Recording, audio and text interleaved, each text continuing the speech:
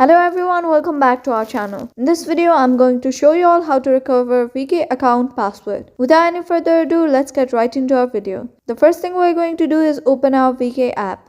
Here, after opening your VK app, you will be welcomed in a page where you can see two options, sign in and sign up. Here we're going to click on the option sign up. After tapping on sign up, you'll be welcomed in another page where you'll have to enter your phone number. Here, enter the phone number that you have used while creating your VK account. After you're done typing your phone number, tap on continue. After tapping on continue, you'll be welcomed to another page where you'll get a confirmed number. Here you'll get a call from a unique number and you have to type the last four digits of this number.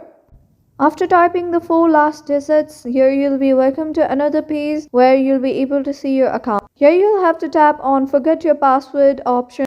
After that, you'll be in another page where you can set your new password. After typing your new password, you'll have to confirm your password.